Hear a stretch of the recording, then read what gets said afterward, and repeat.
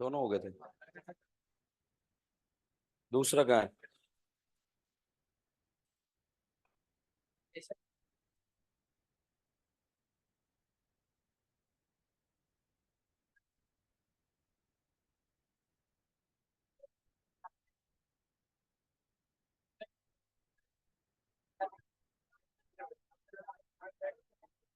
देखिए, last lecture में हम टॉपिक पढ़ रहे थे calculation of total number of GI.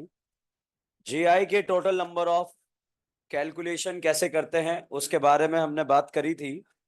Symmetrical और अनसिमेट्रिकल एंड के बारे में बात करी कि सिमेट्रिकल क्या होता है और अनसिमेट्रिकल क्या होता है। सिमेट्रिकल वो होता है जब दोनों तरफ से नंबरिंग करने पर नाम सेम आ जाए तो उसे क्या बोलते हैं? सिमेट्रिकल।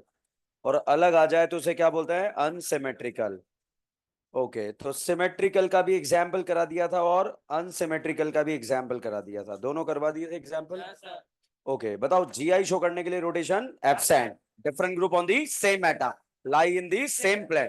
कंपाउंड क्या शो कर जाएगा? जीआई। रिंग में डबल बॉन्ड को जीआई के लिए कब तक चेक नहीं करना? 7 अबव 7 करना नहीं करना? करना। रिंग में दो sp3 पर डिफरेंट आ जाए, जीआई शो होगा नहीं होगा? होगा। अच्छा, सिस्टर्न सेम होता है या अलग? इजेड सेम होता है या अलग? शीला आंटी सेम होता है या अलग? इजेड का सीक्वेंस क्या होता है? एटॉमिक नंबर मास नंबर अगला। फिर से बोलो, एटॉमिक नंबर मास नंबर अगला। फिर से बोलो, एटॉमिक नंबर मास नंबर अगला। अगला सेम हो गया तो नगला, नगला सेम हो गया खगला, खगला सेम हो गया पगला। इस तरह से आगे बढ़ते हुए चले जाएंगे। बताइए, कंफर्मेशन में स्टैगर्ड बनाएंगे इक्लिप्स बनाएंगे? स्टैगर्ड। गॉसियन आंटी आंटी। हाइड्रोजन बॉन्डिंग गॉस। साइक्लोजन चेयर के पास क्यों गया? 109 डिग्री के लिए। चेयर का ओके क्यों रह गया? स्टैगर्ड। दो बच्चे एक्सेल इक्विटोरियल में, इक्विटोरियल। कौन सा बच्चा ज्यादा स्टेबल? इक्विटोरियल। सिलेक्शन या नंबरिंग? सिलेक्शन, उसके बाद नंबरिंग, उसके बाद नेमिंग। नेमिंग में सबसे पहले साइड ब्रांच, उसके बाद पीसीसी, उसके बाद बॉन्ड, बॉन्ड के बाद अमाइन का डॉन के फॉर्म में नाम amine. Thiol, thiol, alcohol, ketone, aldehyde, ester, acid halide, acid halide, aldehyde का कॉमन नेम एल्डिहाइड, अमाइड का अमाइड, एसिड का इक एसिड, ईस्टर का एट, साइनाइड का कॉमन नेम में कार्बन के लिए फॉर्म, दो के लिए एसिड, तीन के लिए प्रोपियन, चार के लिए ब्यूटाइड, पांच के लिए 3 कार्बन 1 बाई बॉन्ड एक्राइड, 4 कार्बन 1 बाई बॉन्ड प्रोटॉन या क्रोटॉन, प्रोटॉन या क्रोटॉन। अच्छा, रिडक्शन में मैंने आपको सिखाया क्या? NO2 को NH2 बनाना सिखाया था क्या? 3 रिएजेंट डालते हैं, कौन कौन से? SnHCl, FeSCl, H2PD। बिल्कुल सुकून के साथ बोलेंगे, SnHCl, FeSCl, H2PD। फिर से बोलेंगे, SnHCl, FeSCl, H2PD। पीडी या पीडी? सोडियम बोराइडेट कितनों को? 3 को। किस किस को? Acid halide, aldehyde, ketone. क्या बनेगा? अल्कोहल। अगर एग्जाम में आ गया ला फंक्शनल ग्रुप, क्या बोलेगा? आहा। इन आइन को छोड़कर बाकी सब बोलेगा। पोलर पाई या नॉन पोलर पाई? पोलर पाई। ऑक्सीजन वालों को क्या बनाएगा? अल्कोहल। नाइट्रोजन वालों को अमाइन। Oxygen nitrogen amine. याद रहेगा? ZnHDHCl क्या है? Mention mention clean mention. Aldehyde ketone को अल्केन। NH2NH2 के बीच क्या है? एल्डिहाइड कीटोन को अल्केन। रेड फास्फोरस का क्या नारा? जो जो भी टकराएगा अल्केन बन जाता। यहां तक की कहानी हमने डिस्कस कर ली थी। अब आगे देखिएगा। देखिए, जीआई कैलकुलेशन यहां पर चल रहा था, ज्योमेट्रिकल आइसोमर का कैलकुलेशन। एन का वैल्यू कल हमने फाइंड करा था। जैसे बच्चों यहां पर ये दो फोटो आपको दे दिए गए, पहले बताओ दोनों तरफ से नाम लिखने पर सेम आएगा या अलग आएगा? अलग। सिमेट्रिकल एंड है या अनसिमेट्रिकल? अनसिमेट्रिकल।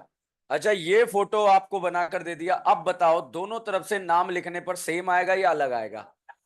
सिमेट्रिकल एंड है या अनसिमेट्रिकल? यहां पर अगर आपसे पूछा गया बताइए दोनों तरफ से नाम लिखने पर सेम आएगा या अलग आएगा? यहां भी सेकंड, यहां भी सेकंड, सेम आएगा या अलग आएगा? अब बच्चों एन का वैल्यू वो है ऐसे लोकेशन जो क्या शो कर रहे हैं, जीआई। बताओ कितने लोकेशन जीआई शो कर रहे हैं? दो। यहां पर एन का वैल्यू 3 या एन का वैल्यू 2, क्योंकि ये जीआई शो कर रहा है, ये कर रहा है, ये कर रहा है, मगर ये जीआई शो नहीं कर रहा है। अब ये क्यों नहीं कर रहा है? ये बहुत बड़ा ब्लंडर है। अगर हम नहीं देख पा रहे हैं कि जीआई शो नहीं कर रहा है तो तुरंत आपको मेरे से टाइम लेना है और अपनी समस्या का समाधान करना है, क्योंकि ये समस्या नहीं, ये बीमारी है और इसका ऑपरेशन करना पड़ेगा। ठीक है, तो अगर ये नहीं दिख रहा है तो फिर समस्या है। तो यहां तक की कहानी हमने डिस्कस करी थी बच्चों। कुछ ऐसे कंपाउंड भी है जिसमें साइक्लिक में भी जीआई चेक करना देखते हैं, जो हमने पहले ही लेक्चर में कल सबसे पहले यही डिस्कस करा था। बताइए जीआई शो कर रहा है नहीं कर रहा है? कर रहा है। तो इसके कितने आइसोमर बनेंगे? दो, एक्सिस और एक ट्रांस। ठीक है, अगर दोनों राजकुमारियां मैंने इस तरह से बाहर बना दी तो बताइए आपको सिस नजर आ रही है, ट्रांस? सिस। अच्छा, जब ये आपको इधर से सिस नजर आ रही है, इधर से भी क्या नजर आएगी? सिस। इधर से वैस दिख रही, इधर से क्या दिखेगी? डैश। ठीक है, यहां पर साहब जो है अगर मैंने फोटो ऐसा बनाया इस तरह का सीएल और यहां पर सीएल लगा दिया, ये राजकुमारी बाहर है या अंदर? बाहर। ये वाली अंदर। क्या दोनों एक दूसरे के अपोजिट है? क्या अपोजिट है? इधर से देखने पर आपको ये सिस दिख रही है, ट्रांस, और इधर से ट्रांस। दोनों तरफ से क्या दिख रही है? ट्रांस। दोनों तरफ से क्या दिख रही है? ट्रांस। अब साहब इधर से भी ट्रांस दिख रही, इधर से भी ट्रांस दिख रही, इधर से देखने पर आपको ये वैस दिखेगा या डैश? और ये वाला डैश। बट इधर से देखेंगे तो ये क्या दिखेगा? वैज। और ये क्या दिखेगा? डैश। मतलब इस तरह से हमने जो है सीखा है। जो जो बात अब मैं आपको बताने जा रहा हूं हमारे एग्जाम में तो नहीं आती है, मगर फिर भी कहीं ना कहीं किसी एसआरजी पेपर में हो सकता है आपको देखने को मिल जाए। तो यहां पर अगर जो है आपसे पूछा जाए कि इसके टोटल ज्योमेट्रिकल आइसोमर कितने बने, तो आंसर कितना आएगा? दो, एक्सेस और एक ट्रांस। ठीक है, इसको ड्रॉ करने का तरीका यह है कि दोनों सीएल का डायरेक्शन सेम रखो, चाहे वेज रखो या डैश रखो। ठीक है, ये इसको फॉर्मूला से सॉल्व नहीं किया जाता है, अप्रोच है। अप्रोच इतना सा है कि यहां पर जब भी आप इसके दो आइसोमर ड्रॉ करना चाहें तो दोनों सीएल का डायरेक्शन हमें क्या रखना है? सेम। या तो वेज रखना है या फिर डैश रखना है। बताओ मैंने वेज रखा है या डैश रखा है? वेज। ठीक है, अब एक को अपोजिट कर दो तो दूसरा बन जाएगा। तो इसे कितने आइसोमर बन गए? दो। इसी तरह से यहां पर अगर इस 3 मेंबर रिंग में तीनों सीएल मतलब तीनों कार्बन पर ग्रुप सेम हो, या फिर इस 3 मेंबर रिंग में एक कार्बन पर ग्रुप डिफरेंट हो, या फिर 3 मेंबर रिंग में तीनों कार्बन पर ग्रुप डिफरेंट हो, तब भी इसी अप्रोच से जो है क्वेश्चन को सॉल्व किया जाता है। अभी बता दूंगा कैसे, मगर एग्जाम में नहीं आता, इस बात का ध्यान रखना। मगर कहीं ना कहीं कोई ना कोई पेपर में अगर कहीं दिख जाए, माइनर मेजर में तो नहीं दिखेगा, मगर कहीं भी किसी पेपर में दिख जाए तो आपको पता होना चाहिए इससे सॉल्व होता है, मगर एग्जाम में नहीं आता है, इसलिए हम इसको नहीं किया है। ठीक है, तो यहां पर बताइए इस करीना इस रिंग में तीनों कार्बन पर ग्रुप सेम है या अलग है? सेम। यहां पर एक अलग है और यहां तीनों अलग है। जब तीनों सेम है तो दो बनते हैं, जब एक अलग है तीन बनते हैं, जब तीनों अलग है तो चार बनते हैं।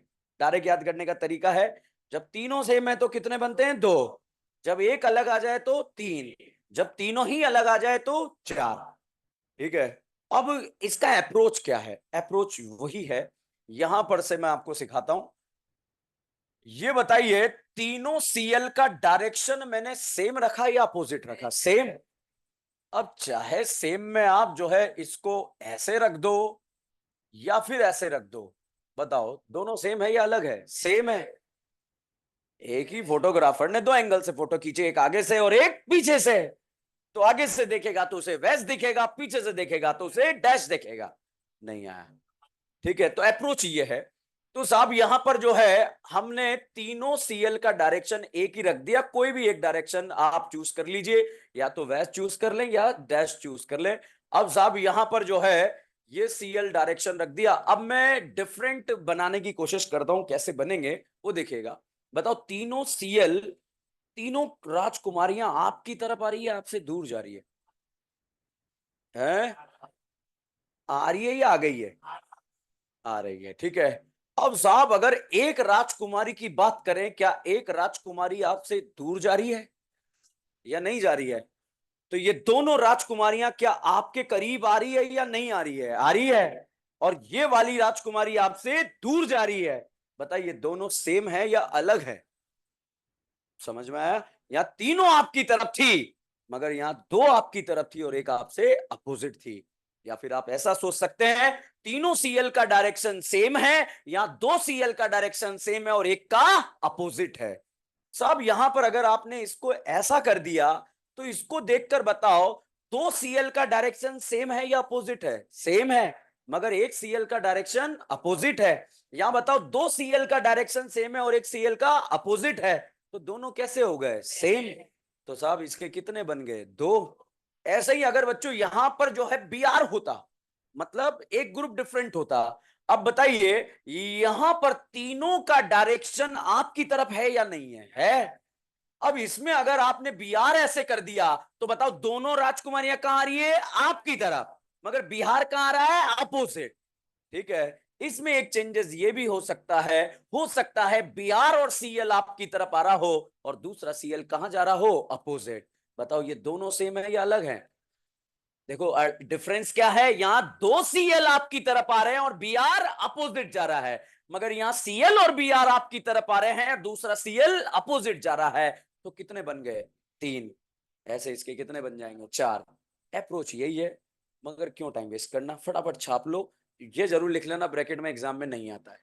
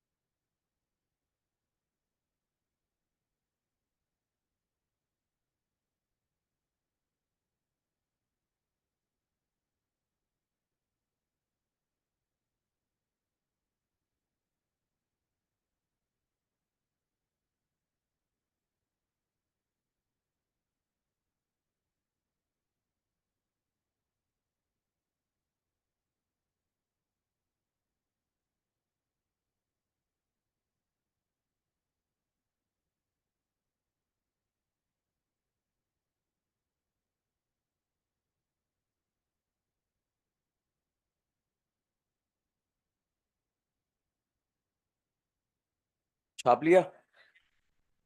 अगला हेडिंग लिखे हैं physical properties. Physical properties. Physical properties.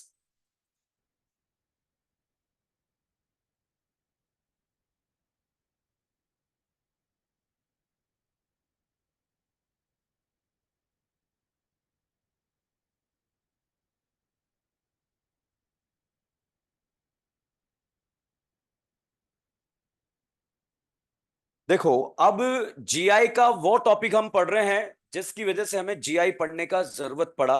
ऐसा हमें कैसे पता लग गया था कि कंपाउंड अलग हो गए हैं? डिस्टेंस डिस्टेंस तो किसने देखा होगा कि डिस्टेंस अलग, कुछ तो पहले अलग हुआ होगा जिससे हमें पता लगा बाद में कि यार इसका डिस्टेंस अलग होने की वजह से ऐसा कांड हुआ है। तो वो रीजन था फिजिकल प्रॉपर्टीज। भाई मैंने लिखवाया आइसोमर का डेफिनेशन लिखवाया था, ऐसे कंपाउंड जिनका मॉलिक्यूलर फॉर्मूला सेम हो और फिर भी कंपाउंड कैसे हो, अलग। तो उसको हमने आइसोमर्स के नाम से जाना था। सब यहां पर फिजिकल प्रॉपर्टीज में पहला प्रॉपर्टी हम डिस्कस कर रहे हैं जिसका नाम है मेल्टिंग पॉइंट। जिसका नाम है मेल्टिंग पॉइंट। देखो, मैं यहां पर मेल्टिंग पॉइंट, बॉइलिंग पॉइंट और पोलराइजेशन पता नहीं किस किस के बारे में बात करने वाला हूं, मगर मैं यहां पर आपको बिल्कुल ये नहीं पढ़ा रहा हूं कि मेल्टिंग पॉइंट क्या है, बॉइलिंग पॉइंट क्या है। मैं सिर्फ आइसोमर कंपैरिजन करा रहा हूं। बाकी डिटेल में बॉइलिंग पॉइंट, मेल्टिंग पॉइंट आपने इनऑर्गेनिक वगैरह में पढ़ा हुआ है, ठीक है।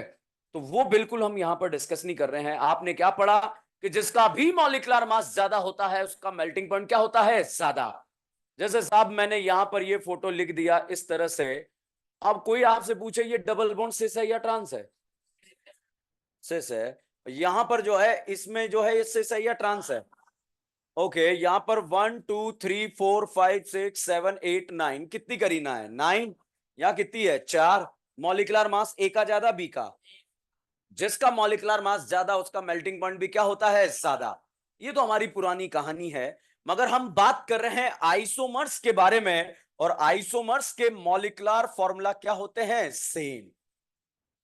जैसे यहां पर ये मैंने फोटो बनाया, आप बताइए फोटो सिस है या ट्रांस है, सिस। यहां पर मैंने ये फोटो बनाया, इस फोटो का नाम बताइए सिस है या ट्रांस है, ट्रांस। एक यहां पर ट्रांस है और एक यहां पर सिस है। बताइए दोनों का मॉलिक्यूलर फॉर्मूला क्या है, सेम। आईयूपीएसी नाम क्या है, सेम। फिर भी दोनों सेम है या अलग है, अलग है। क्या अलग है, डिस्टेंस। किसका ज्यादा है, ट्रांस का। किसका कम है, सिस का। तो यहां पर आपका इनऑर्गेनिक का कॉन्सेप्ट आपको परेशान कर देगा, क्योंकि आपने पढ़ा था जिसका भी मॉलिक्यूलर मास ज्यादा है उसका मेल्टिंग पॉइंट क्या होता है, ज्यादा। और वहां पर अगर मेल्टिंग पॉइंट का क्वेश्चन आया तो दोनों का मॉलिक्यूलर मास क्या है, बराबर। उस कंडीशन में फिर आपको जो ऑर्गेनिक वाला कॉन्सेप्ट है वो हेल्प करेगा कि कैसे हम मॉलिक्यूलर मास सेम होने पर मेल्टिंग पॉइंट को कंपेयर करेंगे। तो देखो, बताओ मेल्टिंग पॉइंट क्या होता है, एक ऐसा टेम्परेचर जिसमें सॉलिड किस में कन्वर्ट होना स्टार्ट हो जाए, लिक्विड में। वो उसका क्या होता है, मेल्टिंग पॉइंट। मान लीजिए बच्चों कोई सॉलिड ऐसा है जो बहुत ज्यादा क्लोज पैक है, टाइटली पैक है, तो बताइए उसको मेल्ट करने के लिए टेम्परेचर ज्यादा लगेगा या कम लगेगा, ज्यादा। तो उसका मेल्टिंग पॉइंट भी क्या होगा, ज्यादा। कोई सॉलिड जो है लूजली पैक है, मतलब टाइटली पैक नहीं है, तो उसको मेल्ट करने के लिए टेम्परेचर कम, तो उसका मेल्टिंग पॉइंट क्या हो जाएगा, कम। एग्जैक्टली बच्चों यहां पर जो है ये सिस फॉर्म में और ये कौन सा फॉर्म है, ट्रांस। कभी शादी वादी में गए हो, कुर्सियां जमाई है, इसमें शर्म वाली बात क्या है, जमाई है, ठीक है। तो साहब चेयर की अगर बात करें तो चेयर को हम एक एक दूसरे के ऊपर अगर इस तरह से जो है प्लेस करें, आप देखो चेयर का अरेंजमेंट ट्रांस टाइप का दिखता है इस तरह से, ठीक है। तो एक दूसरे के ऊपर अरेंज करें तो ये जो क्रिस्टल लेटिस है, मतलब ये लेटिस में जो है क्लोज पैक हो जाते हैं, और जब क्लोज पैक हो जाते हैं तो उसका मेल्टिंग पॉइंट क्या हो जाता है, ज्यादा या कम, ज्यादा। जैसे मैं वैसे सॉलिड स्टेट आपके सिलेबस से हट गया है, फिजिकल केमिस्ट्री का एक टॉपिक था, उसमें हम क्रिस्टल लेटिस वगैरह पढ़ते थे, वॉइड्स वगैरह इस तरह से पढ़ाया जाता था, जिसमें ये फोटो मैंने बनाया। अब देखो इस बॉल के सामने अगर दूसरा बॉल आ गया तो ये जो अरेंजमेंट है ये सिस अरेंजमेंट है। कौन सा अरेंजमेंट है, सिस। सेम ग्रुप सेम सामने सामने सामने आ रहा है तो कौन सा अरेंजमेंट है, सिस। इस ये बीच वाले स्पेस का नाम हम बोलते हैं वॉइड्स। और अगर सामने अरेंज ना होकर के मिडिल में अरेंज होता है तो इस अरेंजमेंट को हम क्या बोलते हैं, ट्रांस। और यहां पर बीच का स्पेस क्या है, कम है। तो बताइए क्लोज पैकिंग फर्स्ट वाला नजर आ रहा है या सेकंड वाला। अगर ये क्लोज्ड पैक है तो उसको मेल्ट करने के लिए टेम्परेचर ज्यादा या कम, ज्यादा। तो इसका मेल्टिंग पॉइंट भी क्या होगा, ज्यादा। तो बच्चों अगर कोई आपसे पूछे कि मेल्टिंग पॉइंट सिस का ज्यादा या ट्रांस का ज्यादा, गलत। ट्रांस आइसोमर का। किसका मेल्टिंग पॉइंट ज्यादा, ट्रांस आइसोमर का। आइसोमर मतलब मॉलिक्यूलर फॉर्मूला सेम। पता चले एक्सिस में 50 करीना है और ट्रांस में 4 करीना है, मेल्टिंग पॉइंट किसका ज्यादा? 50 करीना का, जिसका मॉलिक्यूलर मास ज्यादा होता है। ठीक है, तो यहां पर हम बात कर रहे हैं किसकी? ओनली आइसोमर की। अगर मॉलिक्यूलर फॉर्मूला सेम है, आईयूपीएसी नाम सेम है, एक सिस आइसोमर है, एक ट्रांस आइसोमर है, तो सिस ट्रांस आइसोमर में मेल्टिंग पॉइंट किसके ज्यादा होंगे? ट्रांस आइसोमर के। क्यों ज्यादा होंगे? क्लोज पैक है, सिमेट्रिकल पैकिंग है, इस वजह से उसको मेल्ट करने के लिए टेम्परेचर क्या लगेगा? ज्यादा। स्टेटमेंट का जवाब दीजिएगा कि ट्रांस के मेल्टिंग पॉइंट से ज्यादा होते हैं। स्टेटमेंट सही है या गलत है? गलत है। ट्रांस आइसोमर के मेल्टिंग पॉइंट से आइसोमर से ज्यादा होते हैं। सही है या गलत है? सही है। आइसोमर मतलब सब कुछ क्या होना चाहिए? सेम। तो ये तो हो गई, आप डायरेक्ट भी याद रख सकते हैं, ट्रांस आइसोमर के मेल्टिंग पॉइंट से आइसोमर से ज्यादा होते हैं। इस तरह के स्ट्रक्चर में जो ट्रांसफॉर्म है, इसका नाम होता है फ्यूमेरिक एसिड। कौन सा एसिड? Fumaric acid. और साहब इस वाले फॉर्म का नाम होता है मैलिक एसिड। कौन सा एसिड? Malic acid. एक फ्यूमेरिक एसिड है और दूसरा मैलिक एसिड है। बताइए what is the relationship between fumaric acid and malic acid? Conformers या ज्योमेट्रिकल आइसोमर? नाम से क्वेश्चन आ गया। फ्यूमेरिक एसिड का मेल्टिंग पॉइंट ज्यादा है या मैलिक एसिड का? मैलिक एसिड या फ्यूमेरिक? क्योंकि वो ट्रांस आइसोमर है और ट्रांस की क्रिस्टल लैटिस में पैकिंग क्लोज होती है, तो इसलिए उसका मेल्टिंग पॉइंट भी क्या होता है? ज्यादा। अब जो अगली कहानी है, उस अगली कहानी का नाम है, एक नाम तो है पोलराइजेशन, या फिर हम पढ़ेंगे डाइपोल मोमेंट, या फिर हम बात करेंगे बीपी। बीपी बोले तो ब्लड प्रेशर या बॉइलिंग पॉइंट। तो तीन कहानी है, polarisation, dipole moment and boiling point. बच्चों यहां पर अंडरस्टूड मान के चलते हैं कि ये सारी चीजें वेक्टर, वेक्टर नाम सुना है आप लोगों ने? वेक्टर का नाम सुना है? उसका कोई लेना देना नहीं। अब बताओ, नाम सुना है? ओके। तो ये सारी चीजें, क्या आपको सारी चीजें बहुत अच्छे से आती है, उसके अकॉर्डिंग ये टॉपिक पढ़ाया जाता है, मगर हम ऐसा कोई भी अंडरस्टूड नहीं मानेंगे, हम बिल्कुल ये मान के चल रहे हैं कि कुछ नहीं आता है। ठीक है, तो अब बहुत सी, अगर आता भी है तो 10 बार रिवीजन हो जाएगा तो नुकसान नहीं होगा। कहानी क्या है? फ्लोरीन, ऑक्सीजन, नाइट्रोजन, कार्बन में से बताइए इलेक्ट्रॉन नेगेटिविटी किसका ज्यादा? फ्लोरीन। उससे कम ऑक्सीजन, उससे कम नाइट्रोजन। इलेक्ट्रोनेगेटिविटी मतलब इलेक्ट्रॉन लेने का टेंडेंसी, उसे हम क्या बोलते हैं? इलेक्ट्रोनेगेटिविटी। बच्चों हमने कार्बन का केस पढ़ा है, एक sp कार्बन होता है, एक sp2 कार्बन होता है, और एक sp3 कार्बन होता है। पढ़ा है या नहीं पढ़ा है? तो sp, sp2 और sp3 में जो en होता है वो किसका ज्यादा? sp। उससे कम sp2, उससे कम sp3। और रीजन हमने जो है इनऑर्गेनिक का नाम सुना होगा, परसेंटेज ऑफ एस कैरेक्टर ज्यादा है, न्यूक्लियस के करीब है, force of attraction, that's all. उसके बारे में हमें नहीं जाना। मैंने आपको en बताया, फ्लोरीन का en ज्यादा या ऑक्सीजन? ऑक्सीजन या नाइट्रोजन? नाइट्रोजन या कार्बन? sp कार्बन या sp2 कार्बन? sp2 कार्बन या sp3 कार्बन? बच्चों अब यहां पर कंपेयर करते हैं कार्बन फ्लोरीन, बताइए दोनों में से en किसका ज्यादा? तो फ्लोरीन यहां से इलेक्ट्रॉन लेगा, लेगा तो ये डेल नेगेटिव या डेल पॉजिटिव। बताइए पोलर या नॉन पोलर? पोलर होने से क्यू जीरो या नॉट जीरो? Not zero. यहां पर बच्चों मैंने कार्बन क्लोरीन लिखा, दोनों में से en किसका ज्यादा? क्लोरीन का, क्योंकि क्लोरीन इलेक्ट्रॉन लेगा। तो ये भी पोलर या non polar? Polar. Q zero या नॉट जीरो? Not zero. यहां पर हम बात करें, ये फोटो आपको दे दिया जिसमें एक sp कार्बन है और एक sp3 कार्बन है। एक तो sp कार्बन है और एक sp3 कार्बन। बताइए sp और sp3 में en किसका ज्यादा? sp। क्या sp इलेक्ट्रॉन लेगा या नहीं लेगा? लेगा। लेगा तो यहां पर q जीरो या नॉट जीरो? Not zero. जहां भी पोलर हो जाएगा वो क्या हो जाएगा? Not zero. q मतलब चार्ज, चार्ज मतलब पोलर। ठीक है, तो ये कहानी है जो अंडरस्टूड है कि आपको आती है, मगर हमने थोड़ा सा डिस्कस कर लिया तो थोड़ा आइडिया लग जाएगा, अभी टॉपिक स्टार्ट ही नहीं हुआ है। ठीक है, अब साहब यहां पर जैसे ये फोटो दे दिया, ये फोटो दे दिया, ये फोटो दे दिया, बताओ इस करीना का हाइब्रिडाइजेशन क्या है? sp3। इसका क्या है? sp। इसका क्या है? sp। इसका क्या है? sp3। बताओ sp और sp3 में en किसका ज्यादा? sp। sp और sp3 में sp। बच्चों यहां पर जैसे ये भाई साहब हैं, इसके दोनों हाथ पकड़ के मैंने 60 डिग्री के एंगल पे खींचे, तो रिजल्टेंट बीच में मिलेगा या नहीं मिलेगा? मिलेगा। ठीक है, इसके दोनों हाथ पकड़ के मैंने 0 डिग्री पर जो है खींचे, रिजल्टेंट मैक्सिमम मिलेगा या मिनिमम मिलेगा? मैक्सिमम। जैसे ये भाई है, हाथ ऐसे कर ले एक बार, यहां पर इसका जो है एक हाथ तो इस भाई ने अकेले ने खींचा और इधर से ये पूरी क्लास ने इसका हाथ इधर खींच लिया, रिजल्टेंट अगल में मिलेगा बगल में मिलेगा? अगल में। ठीक है, जहां पावर ज्यादा होगा रिजल्टेंट उधर मिल जाएगा। अब भाई को गुस्सा है, भाई ने पड़ोसी को बुलाया कि अब मदद कर मेरी। अब इधर से ये दो जने इधर से पकड़ के खींच रहे हैं और यहां ये पूरी लाइन लगी हुई है, बताइए रिजल्टेंट अगल में मिलेगा या बगल में मिलेगा? अगल में। अब साहब दोनों भाइयों को गुस्सा आ गया और दोनों ने कॉल करा द ग्रेट खली को। किसको कॉल करा? द ग्रेट, नाम सुना खली का? अब जो है इनकी तरफ से खली खेलने आया, ये पूरी लाइन जो है इधर से इसका हाथ खींच रही है और इधर खली खींच रहा है, बताइए रिजल्टेंट किधर मिलेगा? खली की तरफ या इनकी तरफ? खली की तरफ। ये बताइए क्या ये सारे के सारे उस दीवार पे चिपक जाएंगे क्या या नहीं चिपकेंगे? चिपकेंगे। ठीक है, क्योंकि खली का पावर क्या है? ज्यादा है।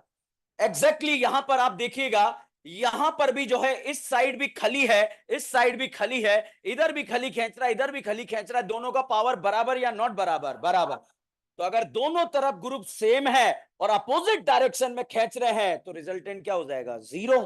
यहां पर आप देखिए बच्चों, ये करीना क्या है? एसपी। और ये क्या है? sp3। ये क्या है? sp। ये क्या है? sp3। दो वेक्टर एक दूसरे से 180 डिग्री एंगल पर क्या अपोजिट डायरेक्शन में जा रहे हैं क्या? दोनों तरफ ग्रुप सेम है तो दोनों कैंसिल कर देंगे, रिजल्टेंट क्या हो जाएगा? जीरो। भाई साहब मगर यहां पर अगर हमने ऐसा ग्रुप लगा दिया तो अब बताओ इधर और इधर एंड पर ग्रुप सेम है या अलग है? अलग है, तो एक दूसरे को कैंसिल नहीं कर पाएंगे। जैसे आप लोगों ने पुराने पिक्चर्स वगैरह में जो है उसमें लड़ाइयां होती थी, तीर चल रहे हैं इधर से इधर, उधर से उधर से, ठीक है, हाँ रामायण महाभारत जो भी है, ठीक है।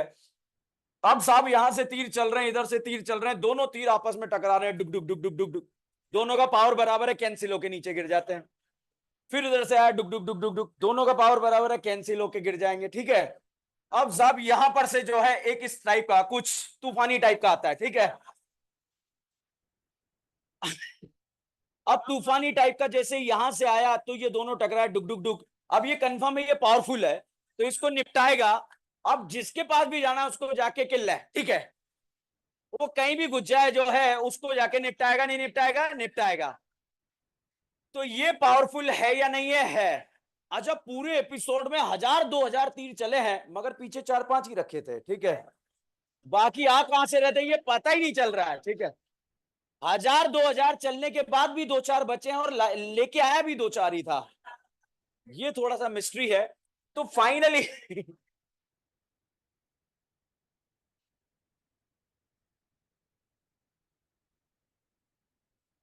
अच्छा वापस आ जाओ, कहानी बहुत भारी है। अब इधर देखते हैं यहां पर, जैसे मैंने ये फोटो लिखा, ये फोटो लिखा, देखो धीरे धीरे लेवल पर जो है अभी अपने टॉपिक पर पहुंच रहे हैं मगर बिल्कुल कहानी को जीरो से स्टार्ट करके। ये sp3 है, ये sp2 है, ईएन किसका ज्यादा? इसने इधर खींचा। ये sp2 है, ये sp3 है, ईएन किसका ज्यादा? sp2। दो वेक्टर एक दूसरे के अपोजिट डायरेक्शन में कितने डिग्री के एंगल पे है? 180। क्या यहां और यहां ग्रुप सेम है क्या? यहां और यहां ग्रुप सेम है या नहीं? क्या कर देंगे? कैंसिल। कैंसिल करते हैं, क्यू क्या हो जाएगा? जीरो। नहीं आया बच्चों। यहां से जो है अगली अगर बात करें, ये कार्बन मैंने यहां पर लिखा। अब आप देखिए इस करीना का हाइब्रिडेशन क्या है? sp2। इसका क्या है? sp3। ईएन किसका ज्यादा? sp2। ईएन किसका ज्यादा? sp2। क्या दो वेक्टर इस तरह से आगे की तरफ बढ़ रहे हैं क्या? रिजल्टेंट बीच में मिलेगा नहीं मिलेगा? मिलेगा। क्यू जीरो या नॉट जीरो? Not zero. बच्चों यहां पर मैंने ये फोटो बनाया जिसमें Cl और ये कार्बन लिख दिया। अब बताइए कार्बन क्लोरीन में ईएन किसका ज्यादा? क्लोरीन। तो इसने इधर खींचा। sp2 और sp3 में इसने इधर खींचा। दो वेक्टर 0 डिग्री के एंगल पर क्या सेम डायरेक्शन में बन रहे हैं क्या? रिजल्टेंट मैक्सिमम या मिनिमम? मैक्सिमम। तो क्यू जीरो या नॉट जीरो? Not zero. और रिजल्टेंट मैक्सिमम या मिनिमम? तो जो यहां पर इस फोटो में मैंने यहां सीएल लिखा, यहां सीएल लिखा, मतलब जो अगला क्वेश्चन है बिना बुद्धि के सॉल्व ही नहीं होगा, आप रट के सॉल्व नहीं कर सकते, बुद्धि लगाना पड़ेगा। इसलिए बुद्धि की जो है डेवलप करने का काम कर रहे हैं। बताइए कार्बन क्लोरीन में ईएन किसका ज्यादा? क्लोरीन का। sp2 और sp3 में sp2। अभी कैंसिल कर रहे हैं या नहीं कर रहे? नहीं कर रहे। एक इधर जा रहा है, एक इधर जा रहा है, रिजल्टेंट बीच में मिलेगा या नहीं मिलेगा? मिलेगा।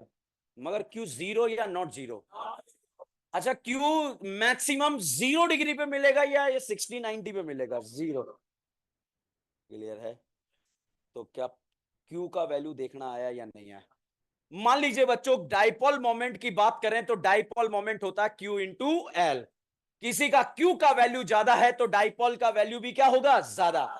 किसी का क्यू का वैल्यू आया 50 और एल का वैल्यू 1 है तो डाइपोल कितना हो गया? 50।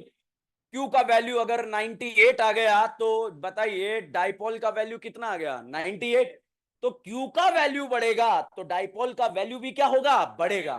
बताइए इसका क्यू का वैल्यू ज्यादा है या कम है? ज्यादा। ज्यादा है तो इसका डाइपोल का वैल्यू भी क्या होगा? ज्यादा। मान लीजिए किसी का क्यू का वैल्यू बहुत ज्यादा आ गया, मतलब एल का वैल्यू ज्यादा आ गया और क्यू 0 हो गया, तो डाइपोल क्या हो गया? 0।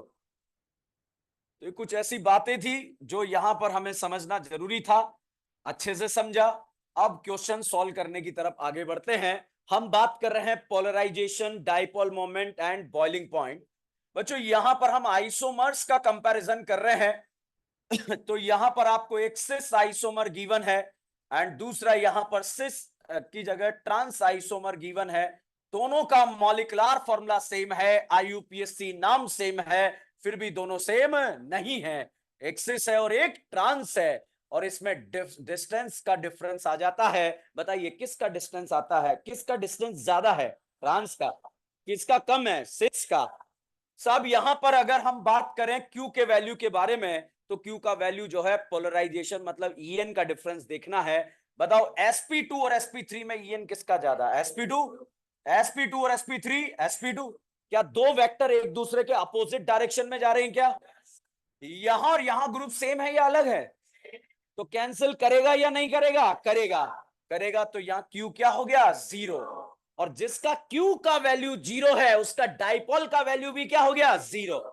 मान लीजिए यहां पर sp2 और sp3 में sp2 है, sp2 है, दो वेक्टर इस डायरेक्शन में आगे की तरफ बढ़ रहे हैं, रिजल्टेंट बीच में मिलेगा या नहीं मिलेगा? मिलेगा। मिलेगा मतलब यहां पर क्यू 0 या नॉट 0? नॉट 0।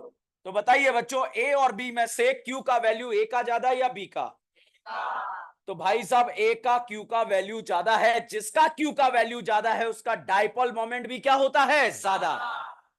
यहां रट नहीं सकते आप, सिस का ज्यादा ट्रांस का ज्यादा, चेक करना पड़ेगा, ठीक है? और वो पोलराइजेशन से आंसर आएगा। जैसे साहब मैंने यहां पर फोटो लिखा Cl CH3H H, यहां पर ये लिख दिया Cl CH3H और H। पहले बताओ सिस है या ट्रांस है?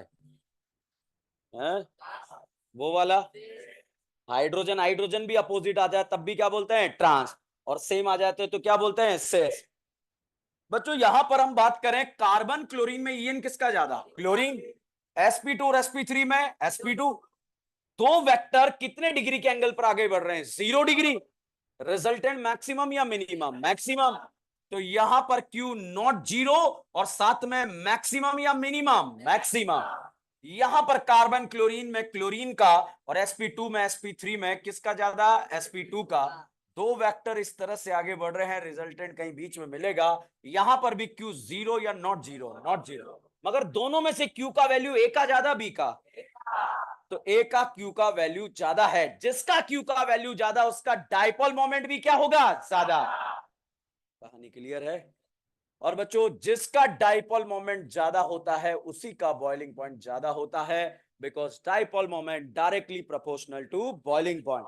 बताइए बॉइलिंग पॉइंट ए का ज्यादा बी का? ए का। ए का ज्यादा बी का? ए का।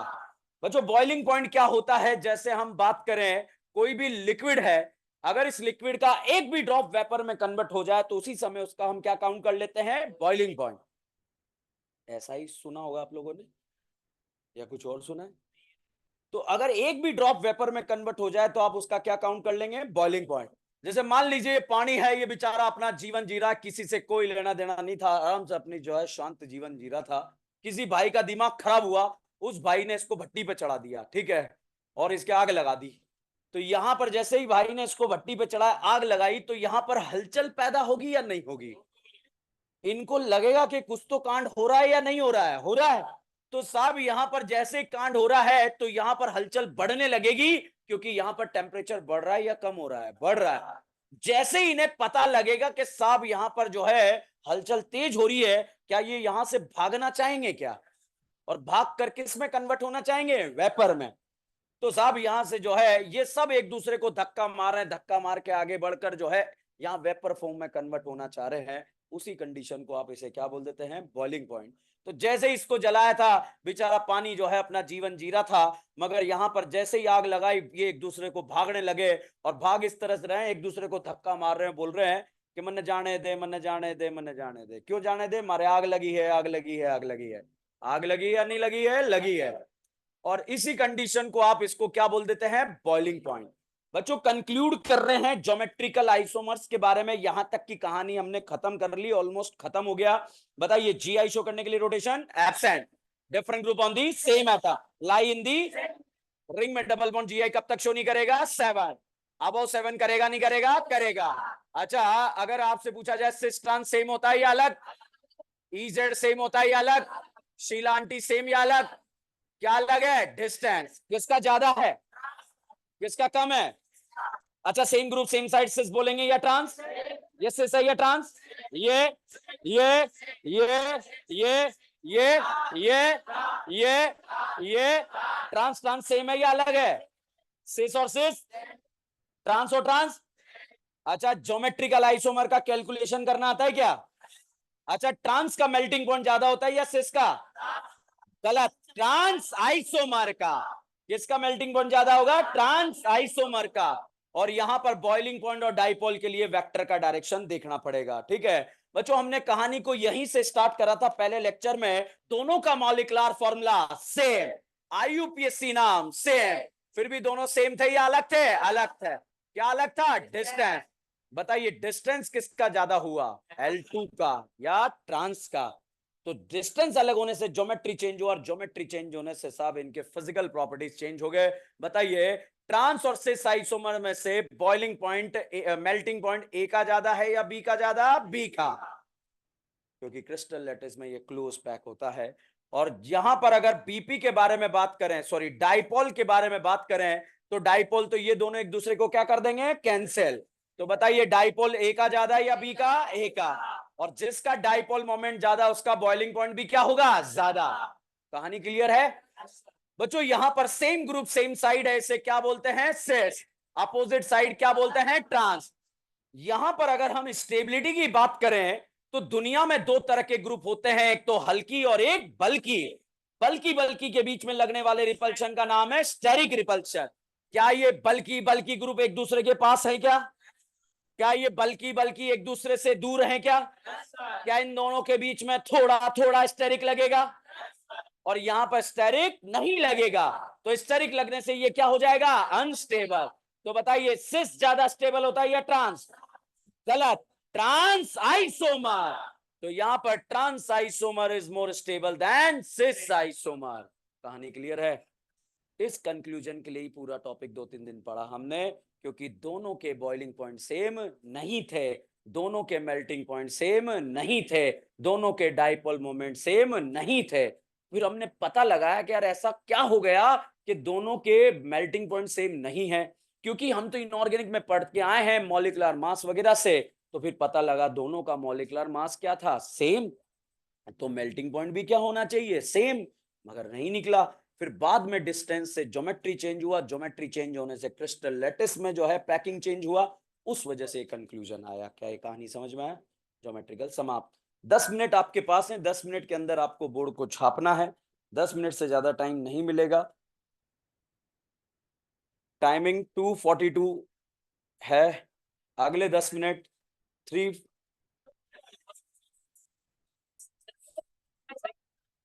2:52 टाइम स्टार्ट नाउ, इससे ज्यादा 1 मिनट भी नहीं दूंगा। Thank you.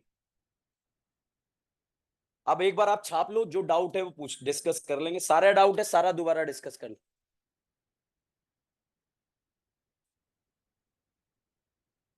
पहले छापो, अभी बहुत सारे आएंगे बॉइलिंग पॉइंट वाले।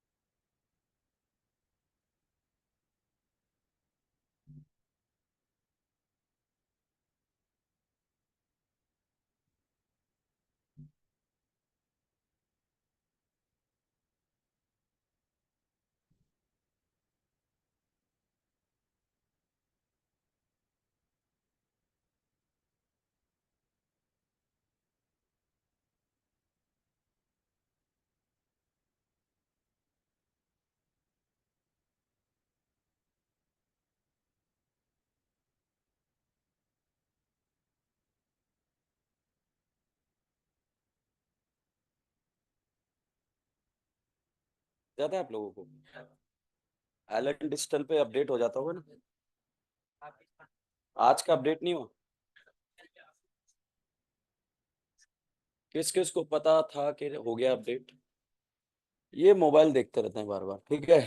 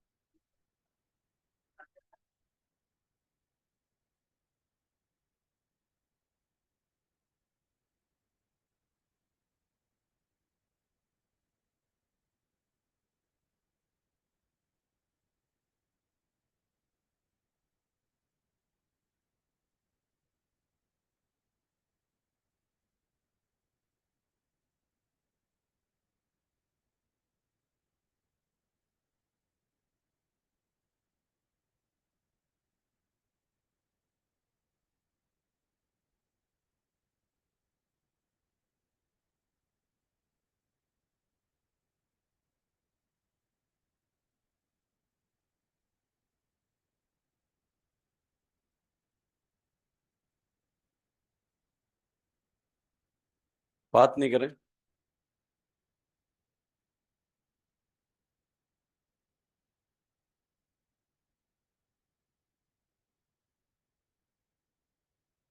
यहाँ पर ऐसे बुढ़ापा लिख लेना। क्लोज पैकिंग, सो मेल्ट करने में ज्यादा टेम्परेचर लगेगा। क्लोज पैकिंग है, क्लोज पैकिंग है, सो मेल्ट करने में टेम्परेचर ज्यादा लगेगा। ट्रांस आइसोमर के लिए लिखा कि क्लोज पैकिंग है तो मेल्ट करने में टेम्परेचर ज्यादा लगेगा।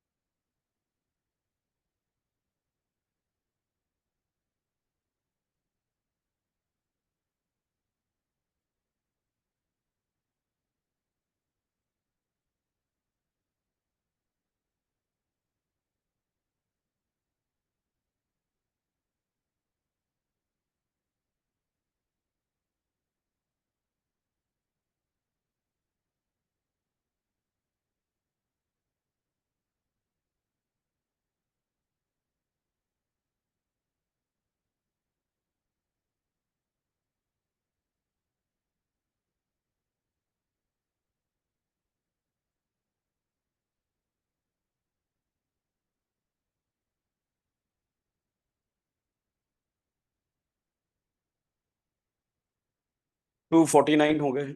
3 मिनट बचे हैं आपके पास।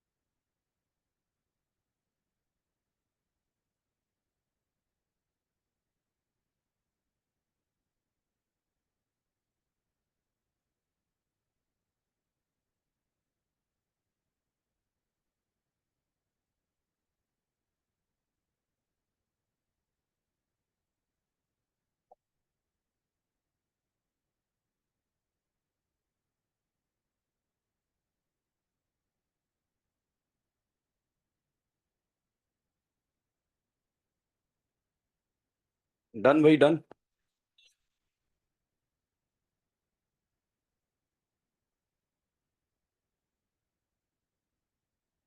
Last 1 minute.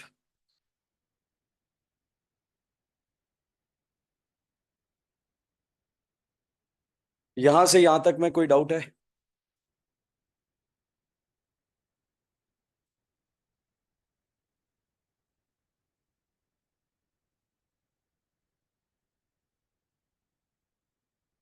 बॉइलिंग पॉइंट का शायद किसी को डाउट था। किसी ने पूछा था बॉइलिंग पॉइंट। ओके। देखो, जिसका डाइपोल मोमेंट ज्यादा होता है उसी का बॉइलिंग पॉइंट क्या होता है? ज्यादा। बॉइलिंग पॉइंट क्या होता है? एक ऐसा टेम्परेचर जिसमें ये लिक्विड जो है इसका ड्रॉप जो है किस में कन्वर्ट हो जाए? वेपर में। उसे हम क्या बोलेंगे? Boiling point. मान लीजिए किसी का डाइपोल मोमेंट ज्यादा है, मतलब उसका क्यू का वैल्यू क्या है? ज्यादा है। क्यू मतलब क्या है? चार्ज। चार्ज है तो मतलब वो एक दूसरे के करीब है, और उसको वेपर में कन्वर्ट करने के लिए आपको टेम्परेचर क्या करना पड़ेगा? ज्यादा देना पड़ेगा। तो उसी का बॉइलिंग पॉइंट क्या हो जाएगा? ज्यादा। ठीक है। तो Q का वैल्यू आपको जो है, आप अगर सोचे कि मैं एरो एरो ऐसे कर दूं तो नहीं आएगा भाई। EN का डिफरेंस देखना पड़ेगा। एक छोटा सा डाउट यहां पर आ सकता है कि सर आपने sp2 कार्बन और sp3 कार्बन देखा, आपने कार्बन हाइड्रोजन को कंपेयर क्यों नहीं करा? भाई साहब, कार्बन हाइड्रोजन को जीरो कंसीडर कर कर हम आगे बढ़ते हैं। अगर आपने इंडक्टिव इफेक्ट का नाम सुना हो तो वहां कार्बन हाइड्रोजन को क्या मानते हैं? जीरो। ठीक है। तो सिर्फ कार्बन कार्बन को ईएन के डिफरेंस के बेसिस पर हमने यहाँ वेक्टर का डायरेक्शन निकाला, और उसी से क्वेश्चन आया। आप ये भी रट नहीं सकते कि साहब जो है सिस का ज्यादा होगा ट्रांस से। नहीं, चेक करना पड़ेगा। यहाँ देखो, ट्रांस का ज्यादा हो रहा है किससे? सिस से। ठीक है। तो अल्टीमेटली आपको ये चेक करना पड़ेगा, तभी आपका क्वेश्चन आएगा। इसलिए मैंने यहाँ सिस ट्रांस जिक्र ही नहीं करा। मैंने आपको यहाँ पर समझाया कि साहब ए का ज्यादा है या बी का ज्यादा है। तो उस तरह से हमने कहानी को समाप्त करा। तो इसी के साथ समाप्त होता है ज्योमेट्रिकल आइसोमर। यहां से हमारे एग्जाम में जितने भी क्वेश्चन बनते हैं, आपका कोई भी क्वेश्चन गलत नहीं होगा। इसके अलावा अब आपके दिमाग में जो भी अनशन डाउट चल रहे हो, वो आप मुझसे क्लास के बाहर पूछ सकते हैं, और वो किसी भी लेवल के हो सकते हैं। आप डाउट पूछेंगे, मैं डाउट जरूर बता दूंगा, मगर उसके बाद मैं आपसे ये जरूर बोलूंगा कि इसको मत पढ़ना, एग्जाम में नहीं आता है। ठीक है। क्योंकि सिर्फ आपको ऑर्गेनिक केमिस्ट्री नहीं पढ़ना है, बहुत सारी चीजें पढ़नी है। तो ये टॉपिक समाप्त हुआ। बच्चों, यहां पर कुछ ऐसे एग्जाम्पल्स हैं जीआई के जो मैंने क्लास में कंसीडर नहीं किए थे, और वो क्या थे उसको देखते हैं एक बार। जैसे लगातार पाई बॉन्ड हो, क्यूमुलेटिव पाई बॉन्ड बोलते हैं। कौन सा pi bond? Cumulative pi bond. ठीक है। लगातार पाई बॉन्ड होते हैं तो उसमें अगर एक पाई बॉन्ड हॉरिजॉन्टल है तो दूसरा पाई बॉन्ड कैसा होता है? वर्टिकल। एक पाई हॉरी है तो दूसरा कैसा होता है? वर्टिकल। उसका रीजन इतना सा है, पी ऑर्बिटल कितने तरह के होते हैं? तीन। कौन कौन से? P X, P Y, P Z. ठीक है। तो उस वजह से अगर यहां पर पी वाई ने पाई बॉन्ड बनाया है, तो अगला कौन सा होगा? पी जेड होगा। और दोनों एक दूसरे के कैसे होंगे? परपेंडिकुलर। ठीक है। तो आप इतना सा याद रखें, अगर एक पाई बॉन्ड हॉरी है तो दूसरा कैसा है? वर्टी है। और साहब अगर तीसरा वापस आ जाए तो वापस क्या हो जाएगा? हॉरी। तो हॉरी वटी हॉरी। बताइए, लास्ट वाले टर्मिनल एक ही प्लेन में आ रहे हैं या नहीं आ रहे हैं? आ रहे हैं। और साहब लास्ट वाले टर्मिनल अगर एक ही प्लेन में आ रहे हैं, तो इसमें भी आप जीआई के लिए कहानी को चेक कर सकते हो।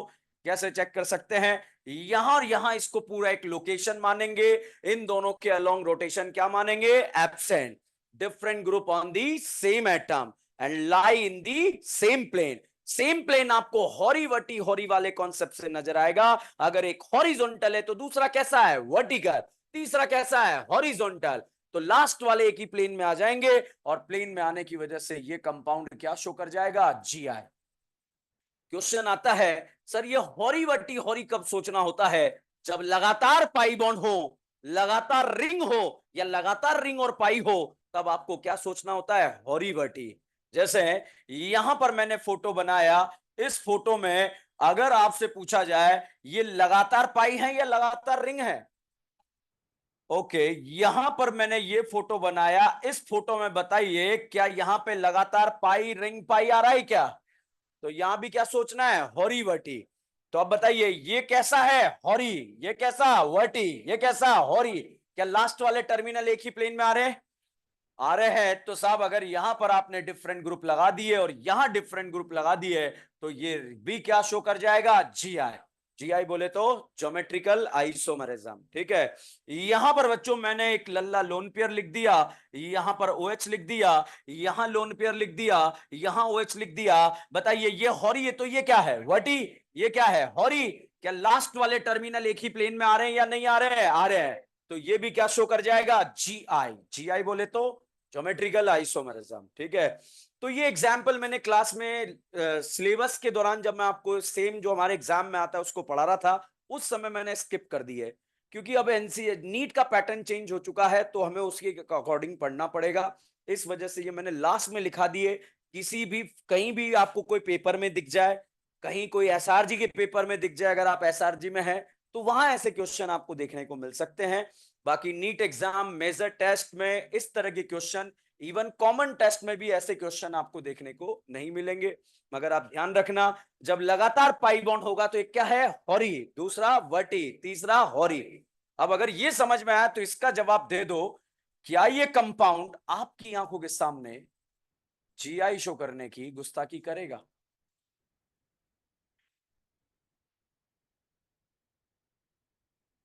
करेगा या नहीं करेगा, देखो समझते हैं। Different group on the same atom, rotation absent, और लाई इन दी सेम प्लेन। अगर ये हॉरी है तो ये कैसा है, वर्टी। मतलब एक पाई बॉन्ड हॉरिजॉन्टल है तो दूसरा वर्टिकल। मतलब लास्ट वाले टर्मिनल एक ही प्लेन में नहीं आ रहे, नहीं आ रहे तो ये क्या शो नहीं करेगा, जीआई।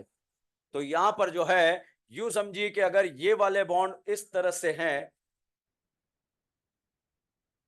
तो लास्ट वाले अलग प्लेन में आ गए, इस वजह से ये वाला जो है ज्योमेट्रिकल आइसोमरिज्म शो नहीं करेगा। तो क्यूमुलेटिव सिस्टम में जब लगातार पाई बॉन्ड होता है तो एक पाई कैसा होता है, हॉरी, दूसरा कैसा होता है, वर्टी। तो ये कहानी है, हमारे काम की नहीं है, फिर भी छापो आप इसे।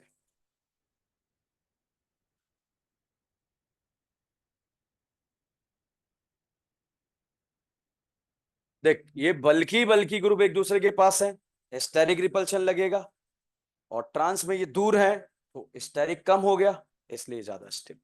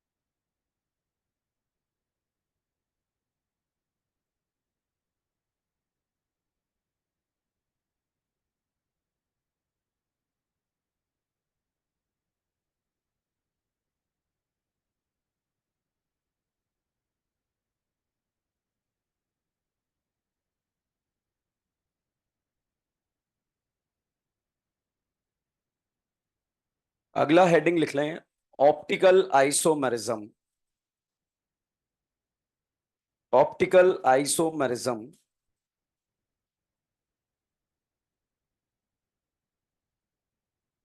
ऑप्टिकल आइसोमेरिज्म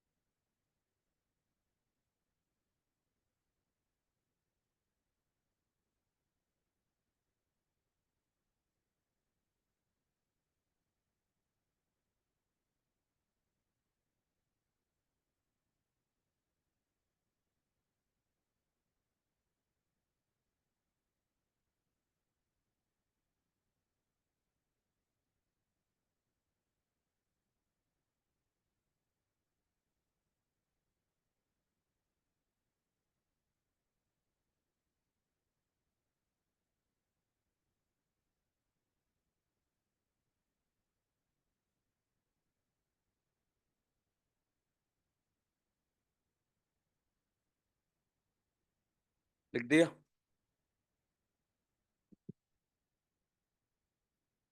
अच्छा ये बताओ, ये फोटो आपको दे दिया, क्या जीआई शो करेगा?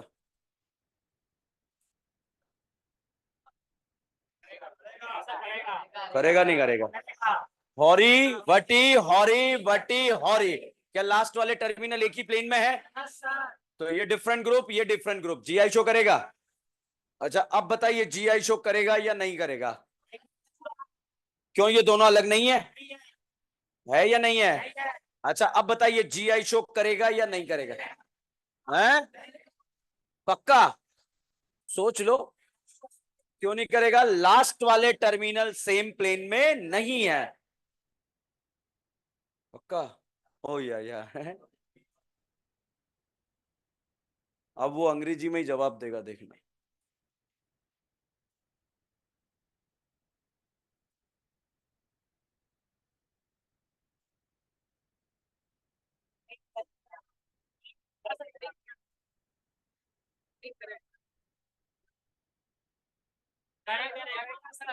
क्या ये कंप बहुत शांति से, क्या ये कंपाउंड जीआई शो करेगा? हैं?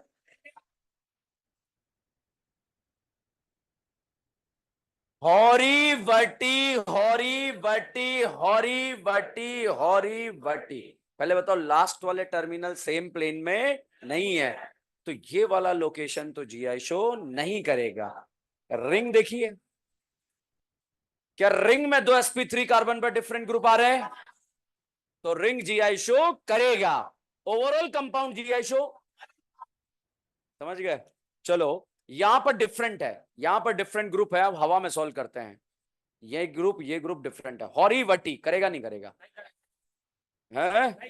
दोनों तरफ डिफरेंट है, मान लो इधर भी डिफरेंट है, इधर भी डिफरेंट है। हॉरी वटी हॉरी, हॉरी वटी हॉरी वटी हॉरी, हॉरी वटी, हॉरी वटी हॉरी, हॉरी वटी। अच्छा हॉरी वटी का मतलब पता है? Optical isomerism.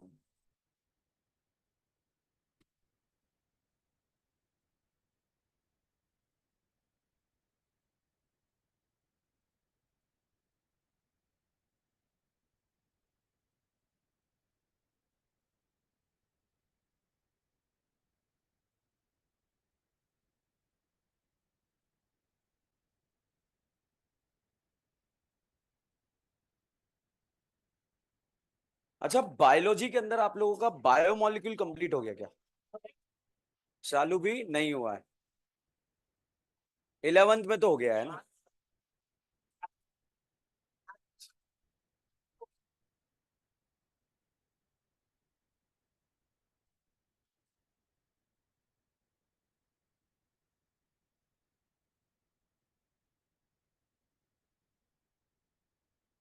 देखो, ऑप्टिकल आइसोमेरिज्म में एक सिंपल सा कॉन्सेप्ट है, दो कॉन्सेप्ट हैं इसके अंदर।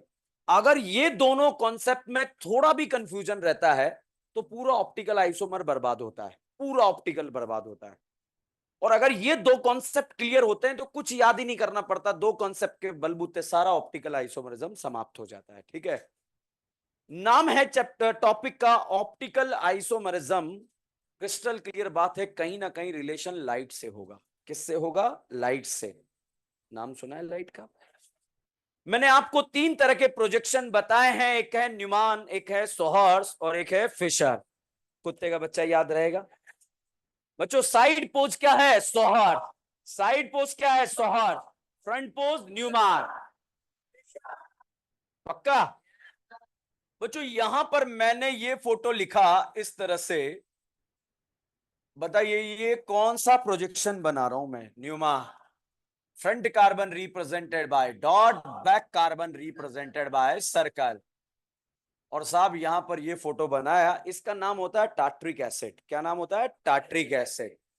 बताइए ये ऐसे वाला पोज है या ऐसे वाला? समझना, मैं मॉडल लाके भी दिखा दूंगा, मगर पहले ऐसे देखना हुआ। मैं, ये करीना है, ये क्या है? एसिड। ये क्या है? एच। ये क्या है? O H. बताओ एसिड के सामने क्या है? एसिड। ओ एच के सामने क्या है? O H. एच के सामने क्या है? एच। अगर मैं इसका सोहर्स प्रोजेक्शन बनाऊं तो कुछ इस तरह से बनेगा। यहां पर जो है ये एसिड मान लिया, ये ओ एच मान लिया, ये एच मान लिया।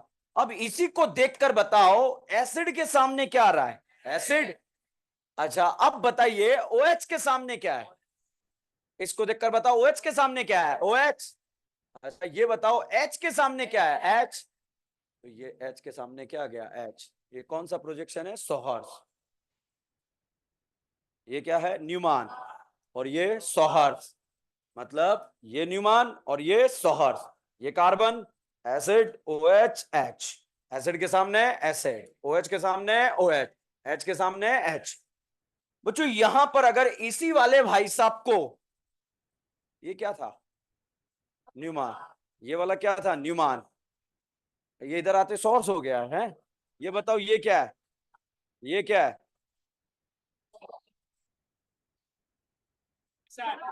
हाँ फिशर। साहब इसका अगर फिशर प्रोजेक्शन बनाऊं तो फिशर प्रोजेक्शन कुछ इस तरह से बनता है।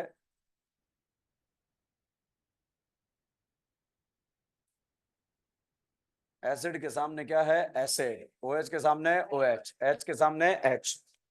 अब जो भी स्टूडेंट ये सोच रहा है कि ये सारे इस तरह से बेड पर लेटे हुए हैं, कुत्ते का बच्चा है, इसको आपने ऐसे कर दिया है, तो दोनों हाथ बाहर, दोनों पैर बाहर, मुंडी अंदर और टेल भी अंदर। नहीं आया। अब इमेजिनेशन करो कुत्ते का बच्चा। क्यों? क्योंकि आपके पास मॉडल नहीं होगा, ओनली एक ही मॉडल होगा, कुत्ते का बच्चा। ठीक है? ठीक है। अब साहब यहां पर जो है दोनों ये पैर और ये पैर जो है इस तरह से है। कैसे है? इस तरह से। समझ गए आप लोग? और ये गर्दन पीछे की तरफ है और ये टेल पीछे की तरफ है। ठीक है? इसको एक्चुअली रिप्रेजेंट करने का तरीका ये है।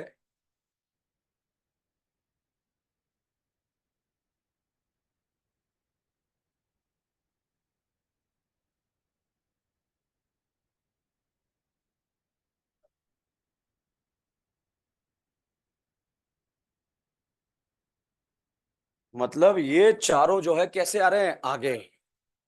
और ये ऐसे पीछे। समझ गए आप लोग? या नहीं आया?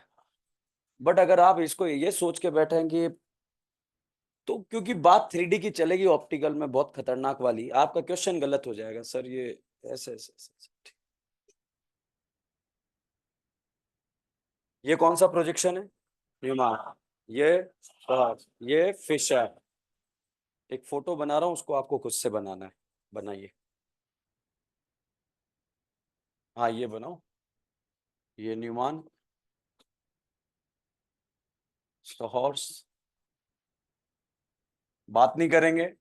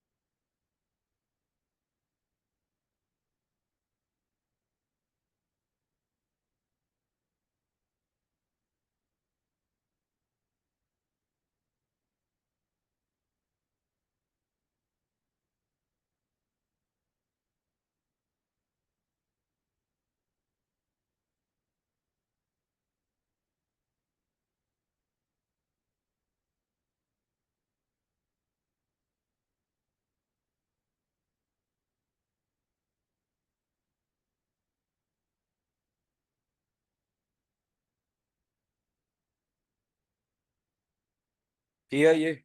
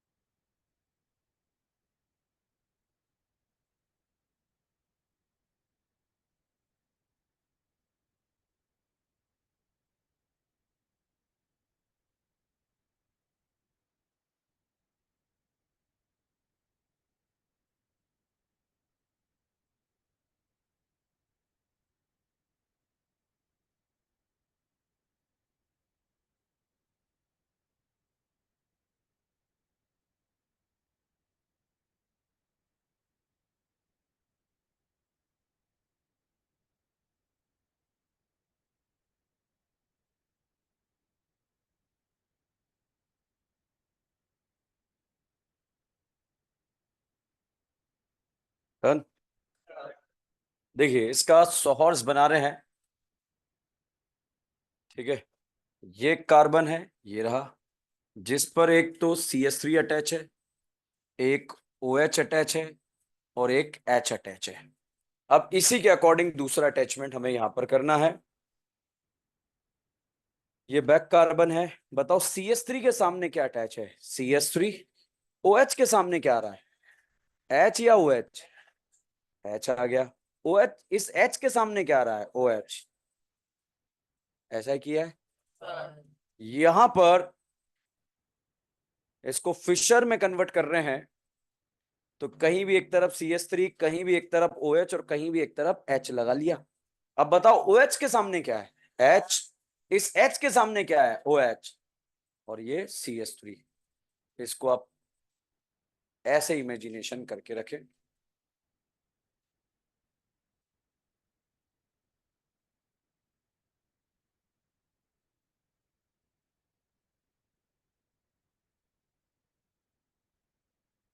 किस किस का करेक्ट हुआ ये?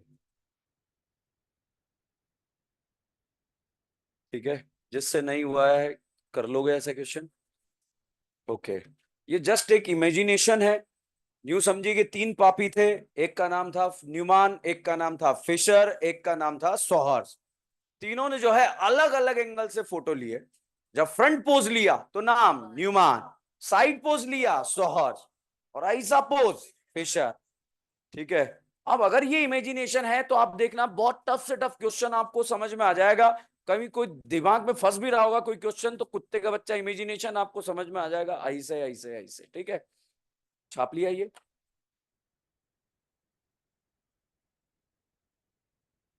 कोई नोट कर रहा है क्या?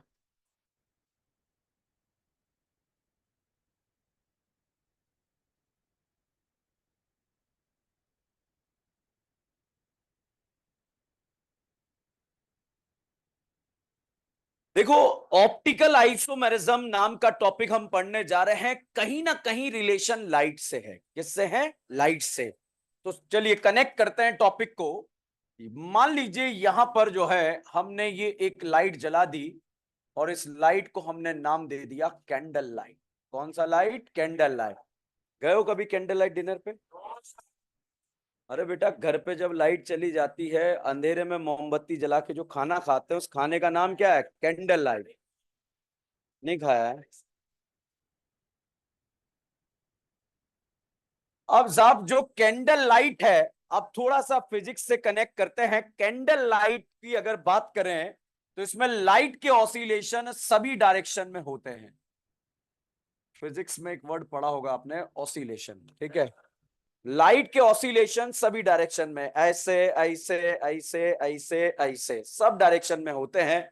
अगर इस ऑसिलेशन को आप किसी एक डायरेक्शन में कन्वर्ट करना चाहते हैं, तो इस लाइट को प्रिज्म से पास कराएंगे। किससे पास कराएंगे? प्रिज्म से। निकॉल प्रिज्म नाम सुना है? जैसे ही प्रिज्म से पास कराएंगे, लाइट का ऑसिलेशन किसी एक डायरेक्शन में कन्वर्ट हो जाएगा। इस लाइट का नाम होता है प्लेन पोलराइज लाइट। क्या नाम है? Plane polarise light. देखिए कहीं ना कहीं ऑप्टिकल आइसोमर्स लाइट से रिलेशन है, इसलिए स्टार्टिंग भी लाइट से किया है। लाइट के ऑसिलेशन सभी डायरेक्शन में होते हैं। अगर इसे निकोल प्रिज्म से या प्रिज्म से पास करा दें तो एक डायरेक्शन में कन्वर्ट हो जाती है। उस लाइट का नाम क्या है? Plane polarise light. साहब यहां पर एक ट्यूब है, इस ट्यूब में जो है आपको किसी भी कंपाउंड के बारे में पता लगाना है कि उसका लाइट के लिए बिहेवियर कैसा है। उस कंपाउंड को इस ट्यूब में रख देना और उसके बाद उसके ऊपर फोकस करा देना। कौन सा light? PPL light. PPL light plane polarise. और यहां पर हम ऑब्जर्व कर सकते हैं कि भाई साहब लाइट के साथ किस तरह का कांड यहां पर हुआ है। मतलब कोई भी कंपाउंड के बारे में पता लगाना चाहते हैं लाइट के लिए बिहेवियर, भाई लाइट के साथ जो है किस तरह का खिलवाड़ हो सकता है, तो उसको इस ट्यूब में रख दो। ट्यूब के ऊपर जो है कौन सी लाइट का फोकस करा दो? PPL light. जैसे मान लीजिए इन भाई साहब का मैंने जो है बारीक बारीक चूरन बनाया और चूरन बनाकर इस ट्यूब में रख दिया, और इस ट्यूब में रख के इसके ऊपर कौन सी लाइट फोकस कराए? Plane polarise light.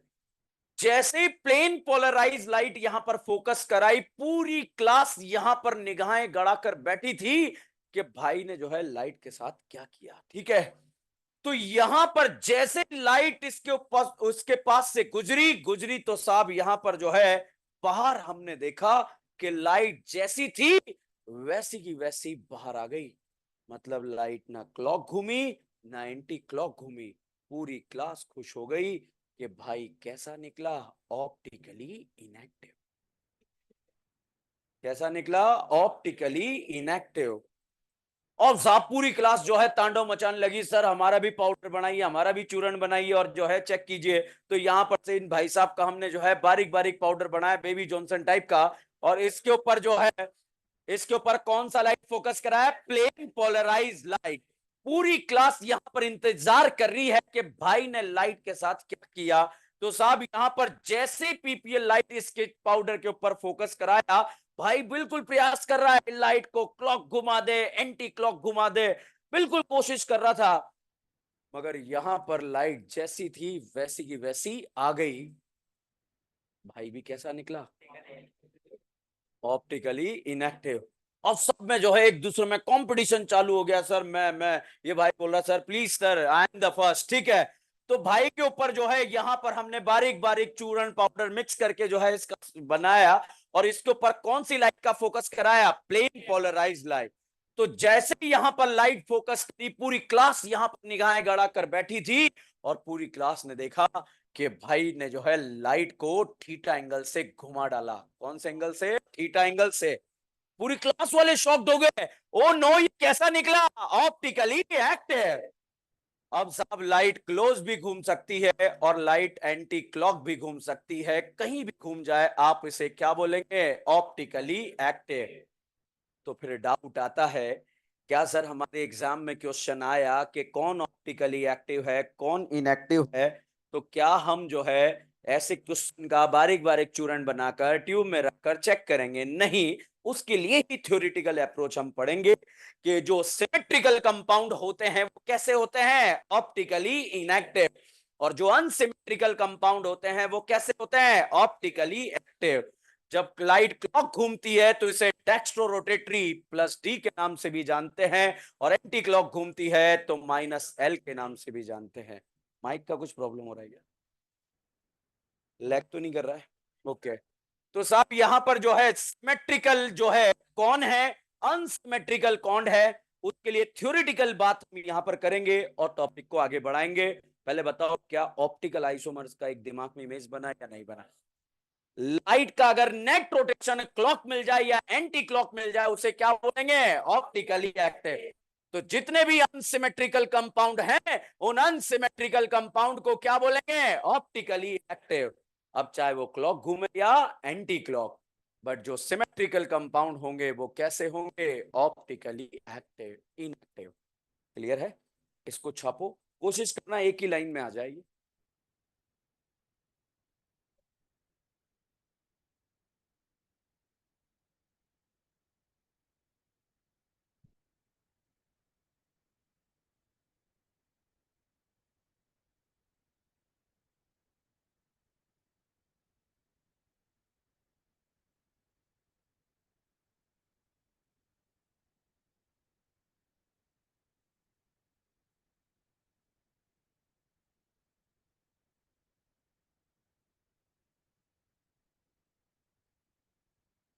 यस। किसका डाउट है?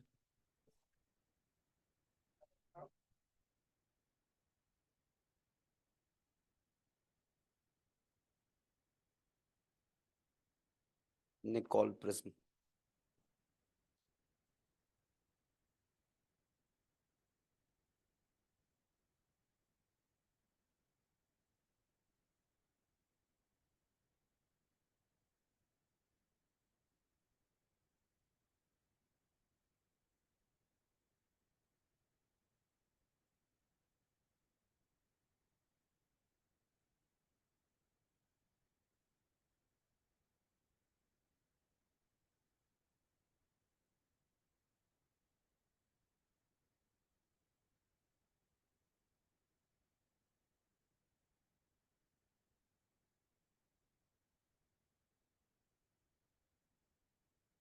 पीपीएल लाइट का full form plane polar light. और ये पोलरिटीमेट्री ट्यूब है। खैर इसका कोई लेना देना नहीं है। बस इसको कनेक्ट करना था कि ऑप्टिकली एक्टिव और इनएक्टिव, मतलब पीपीएल लाइट का नेट रोटेशन अगर आपको मिल जाएगा, चाहे वो क्लॉक मिले या एंटी क्लॉक मिले, उसे आप एक्टिव बोलेंगे। और अगर नेट रोटेशन आपको जीरो मिलता है तो उसे इनएक्टिव बोलेंगे।